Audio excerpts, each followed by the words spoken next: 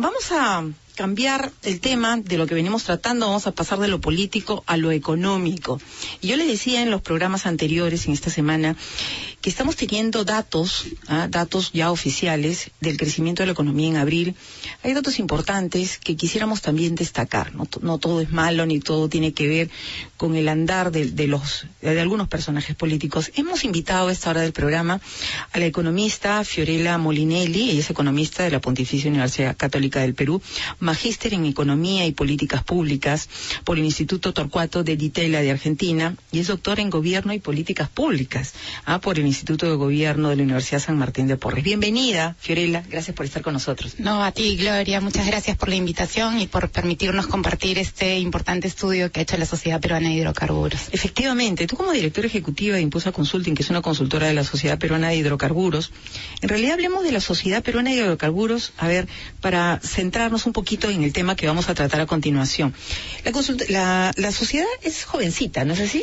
Así es, la sociedad tiene 2 años, se fundó hace 2 años, la preside la doctora Beatriz Merino, y agrupa a todas las empresas del sector petrolero que están ubicadas en el segmento del upstream, es decir, en el segmento que se encarga de la exploración y producción del sector de hidrocarburos en el Perú.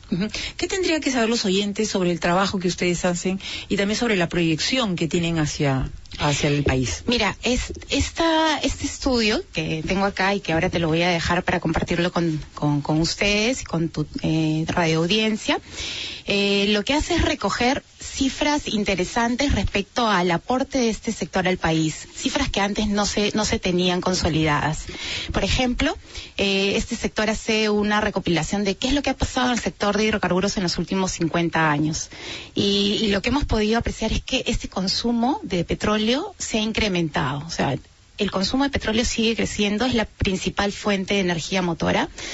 Nadie está dispuesto a desprenderse de sus celulares. Los equipos que tenemos y que nos rodean, las mesas, las pistas, las carreteras, están hechas con derivados del petróleo.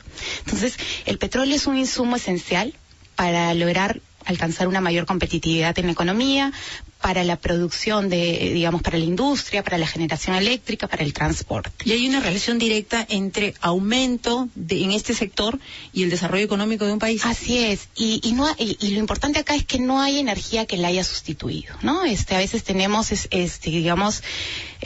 como cualquier ciudadano, la expectativa de suplir esta fuente de energía por energías renovables. Todos quisiéramos, claro, pero todo es gradual, ¿no?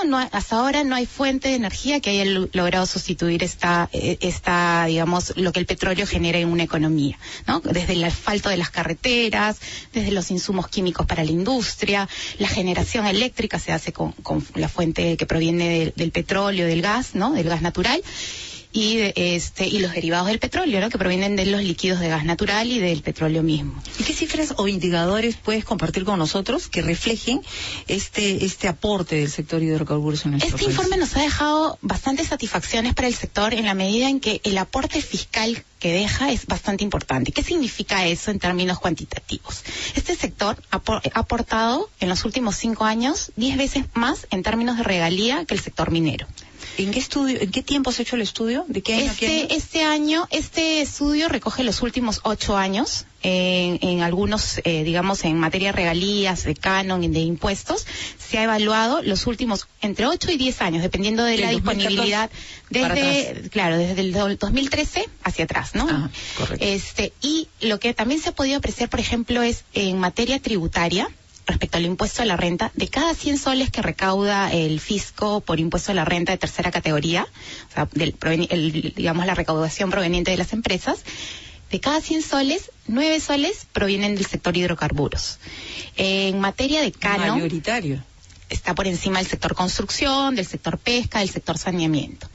En términos de canon, hemos evaluado, por ejemplo, los ingresos de las regiones que se sustentan a partir de este recurso. Son 5 las regiones petroleras. ¿Cuáles son?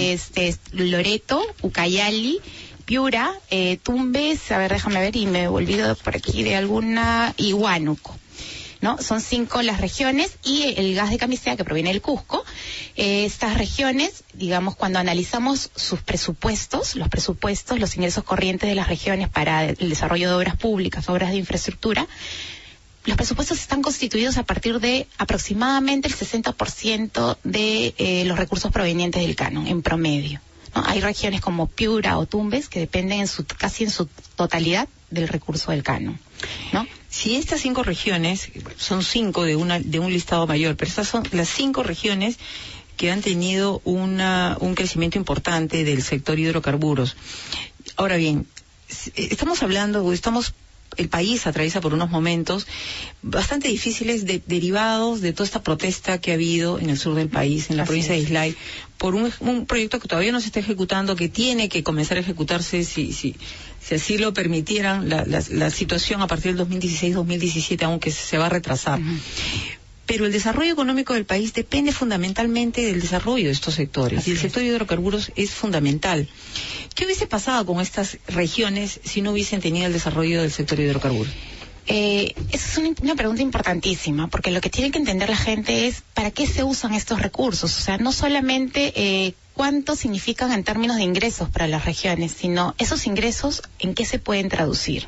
Esos ingresos hemos calculado, por ejemplo, en el estudio, que si contamos solamente los últimos 5 años se hubieran podido construir más de 200 escuelas de alto rendimiento, más de 141 hospitales de alta complejidad, más de 100 carreteras interoceánicas. Lo que hemos tomado es el valor total recaudado por materia de regalías, ¿no? Y de canon, y eso lo hemos dividido entre el costo promedio de una de estas obras públicas, ¿no? Y esa ejecución no depende de las empresas privadas, no depende de las autoridades o de los gobiernos regionales. Depende fundamentalmente de las autoridades, y claro, siempre el sector privado puede colaborar, porque ahora acuérdate que hay una serie de mecanismos de participación privada, como las asociaciones público-privadas, las obras por impuestos, en donde no solamente el sector petrolero, sino el sector financiero, el sector cementero, ¿no? Hemos visto una serie de desarrollos de obras por impuestos a lo largo del país que se pueden tomar de ejemplo para expandirlas en estas zonas donde hay suficientes recursos, pero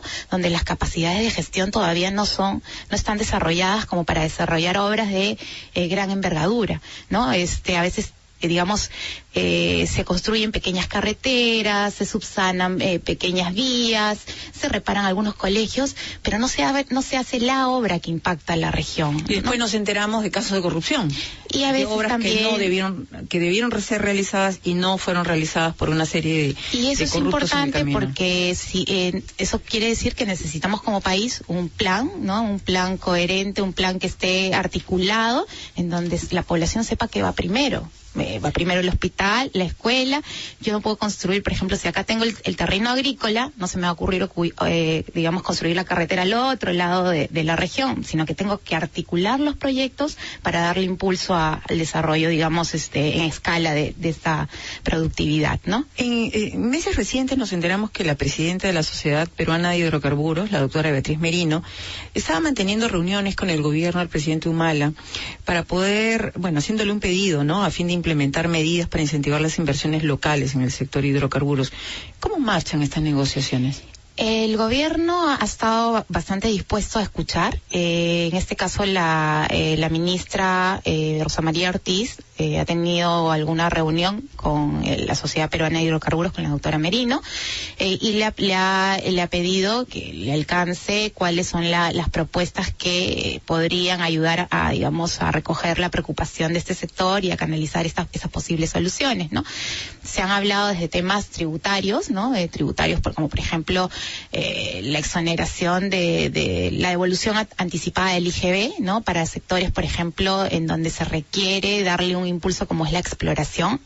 Ese es un problema bien importante en nuestro país. Por ejemplo, explotamos mucho el recurso, ¿no? Se descubre el hallazgo, como Camisea, o como el oleoducto norperuano, y de ahí nos confiamos, lo consumimos, pero no lo renovamos, ¿no? El petróleo es un recurso, el gas es un recurso que se agota en el consumo. Entonces tú necesitas reponer. Solamente el país ha tenido como política de Estado dos grandes apuestas. La del oleoducto norperuano en 1970 y la de Camisea en el 2004. Entonces, ¿qué se necesita? Lo que se necesita es explorar más. De todas las inversiones que se realizan en el país, solamente el 90% se destinan a la parte de la producción, de extraer el recurso. ¿Y hay incentivos en este momento para Y faltan esos incentivos. Justamente falta una política, digamos, un empuje como política de Estado para darle justamente ese impulso a la exploración, ¿no? ¿Qué se puede hacer? Por ejemplo, ampliar los contratos de exploración hasta su máxima extensión, ¿no? En estas épocas en donde el precio del petróleo que cae y la coyuntura internacional no nos favorece, lo que hacen las empresas es reducir sus expansiones de planes de inversión. Entonces, ahí es donde más se necesita el apoyo del Estado para hacer que estas empresas, para retener a estas empresas en el país y que no se vayan, porque son poquitas. Hablando comparativamente con lo que sucede en la región, en Sudamérica, ¿cómo has visto el Perú como mercado para atraer empresas al sector? Esa es una muy buena pregunta, porque justo quería comentarte, en el caso de la minería estamos ubicados dentro de los primeros en el mundo. En el caso del petróleo, como país productor, somos un país muy pequeño. Pero nuestro impacto fiscal con ese poquito que se produce es bastante grande, ya lo acabamos de ver en materia fiscal, ¿no? Se deja bastante canon, bastante regalía, bastantes impuestos y aporta algo al PBI. Tenemos en reservas, cuantiosas reservas en términos de gas y petróleo, que son comparables a niveles de Ecuador, Colombia, países que nos ganan en producción, pero que ellos ya tienen una política mucho más desarrollada y que explotan esos recursos. A nosotros lo que nos falta es, tenemos el recurso, pero no lo estamos explorando y luego, digamos, dándonos la posibilidad de producirlo, y eso significa para el futuro más impuestos, más regalías, más caro. Y esto viene año tras año. Y eso viene... No lo ha cambiado el gobierno actual. No cambia porque nos entusiasmamos con un proyecto y después nos relajamos como país. Entonces lo que se necesita es una política sostenida, ¿no? Que en donde uno, digamos, tenga un plan de cómo van creciendo nuestras reservas, cuánto vamos encontrando de pozos con buena producción, cuánto vamos extrayendo. Entonces hay que tener un buen balance y no consumirnos solamente todo lo que tenemos, sino reponer esas reservas. Hemos tenido recientemente una crisis en el suministro del gas de GLP, ¿no? Gas licuado de petróleo, recientemente. Y esto generó la subida en los precios, había colas inmensas de taxistas en el norte del país, acá mismo en la ciudad de Lima. El gas que consumimos en la casa también se vio incrementado en precio. Y lo que se habló es que no hemos desarrollado el bendito poliducto. Esto tampoco está en la mesa de trabajo del gobierno local, del gobierno actual. Hace un par de años salió la ley de afianzamiento de la seguridad energética, que lo que justamente preveía es, dependíamos exclusivamente de Camisea en cuanto a la generación eléctrica del país. Más de 3.000 megawatts estaban sujetos a que funcionara bien el ducto de Camisea. ¿Eso qué quería decir? Que si el ducto se interrumpía por cualquier razón de fuerza mayor, ¿no? Nos perjudicamos entonces, solamente podías reemplazar 900 megawatts por, otras fuentes de energía como el diésel, ¿no? Lo demás, los 2.000 y pico, se quedaban indisponibles. ¿Y eso qué quiere decir? Que poníamos en juego nuestra seguridad energética. Hoy lo que se ha hecho es, licitar el gasoducto al sur con estos famosos poliductos. ¿Qué significa? Son ductos paralelos al ducto de líquidos y de gas de Camisea, que lo que van a hacer es garantizarnos una seguridad en caso se ocurra alguna falla en el ducto de Camisea. Si falla alguno de los ductos, entra a tallar este poliducto que se está construyendo, que son estos ductos paralelos, ¿no? Al de gas y al de líquidos. ¿Y por qué está entrampado este tema? Este proyecto se acaba de adjudicar recién, ¿no? Lo que esperamos es que... Pero se retrasó. Se retrasó, bueno, al igual que varios proyectos en la economía, ¿no? Por el tema de la burocracia, por el tema de todos los preparativos que hay que hacer para lanzar una licitación. Lo que se requiere es, hoy en día, simplificar toda la cadena administrativa de permisos, ¿no? Este proyecto, para poder concretarse, va a tener que pasar por una serie de permisos y lo ideal es que las autoridades analicen y simplifiquen esa cadena de tramitología. Vean qué permisos se repiten, qué requisitos se repiten, quiénes dan opiniones no vinculantes. A veces las entidades esperan a que la entidad que tiene que dar opinión no vinculante mande su respuesta. Pero esta es una demanda recurrente en todos los sectores. Lo vemos también con los exportadores, con nuestros amigos de ADEX. Y un tema interesante es que, por ejemplo, conversaba la vez pasada con personal de Indecopi, y Indecopi Barreras Burocráticas está centralizado en Lima y descentralizado en lo que es sus oficinas regionales. Pero las oficinas regionales tienen muy pocos recursos humanos para atender todas estas barreras burocráticas. Entonces, ¿dónde están las principales inversiones del país? Mineras y de hidrocarburos. No están en Lima. Entonces, claro, no se desarrollan porque tampoco hay ese canal, ¿no?, para darle fuerza para que el reclamo del inversionista o todas estas fallas de mercado sean canalizadas a través de la autoridad correspondiente. ¿Qué impresión, cuál es la impresión que tienen ustedes, Fiorella, en la Sociedad de Hidrocarburos sobre la gestión que está haciendo la ministra del sector para resolver este tipo de demandas? Yo creo que ahora se está haciendo un gran esfuerzo de acercamiento a la población, de conversar. A veces el diálogo es bien importante, ¿no? No podemos estar actuando en función a lo que escuchamos o a lo que especulamos, ¿no? Hay que escuchar las demandas porque la población también tiene razón. Hay muchos errores o muchas insatisfacciones de la población se arrastran de no solamente de este gobierno, sino de gobiernos pasados. Entonces, cuando viene una inversión nueva, lo que la gente quiere es que alguien le atienda toda esa demanda insatisfecha por ausencia de servicios, por ausencia de agua, de electricidad. ¿Y a quién se lo cargan? Al inversionista, ¿no?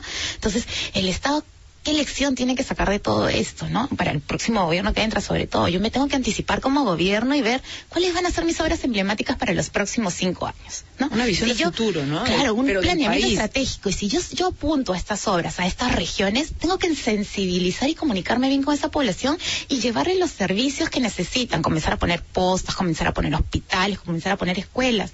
Porque si no voy a tener un problema. No voy a poder desarrollar las obras de inversión privada ni las públicas porque la demanda se las va a exigir. La población se le va a exigir al nuevo, al que recién llegue. Y sobre las demandas que ustedes están haciendo a través de la Sociedad de Hidrocarburos, las demandas de las empresas, ¿qué acogida tienes por parte de la ministra Ortiz?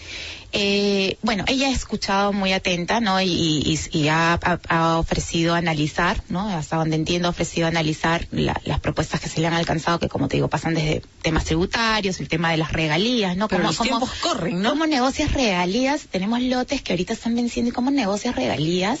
Yo me imagino lo difícil que debe ser para ambas partes negociar regalías en una coyuntura en donde las empresas no tienen mucho interés por invertir porque los precios están a la baja. No son atractivos. No son atractivos, ¿no? Y cómo Perú negocia eso hoy en condiciones adversas, ¿no? Entonces hay que tener mucho cuidado en estas cosas. Vale la pena tomarse los tiempos necesarios para no actuar de manera precipitada y condenar los 20 o 30 siguientes años futuros, que es la extensión general de un contrato petrolero, ¿no? Te agradezco mucho por la visita. Ha sido sumamente aleccionador todos tus comentarios. Gracias. Muchísimas gracias por la invitación. Gracias. Ha sido la economista Fiorella Molinelli, doctora en Gobierno y Políticas Públicas, que nos ha acompañado esta mañana como representante de la Sociedad Peruana de Hidrocarburos. Nos pasamos un ratito al tema de la pausa comercial y regresamos pronto en Agenda Central.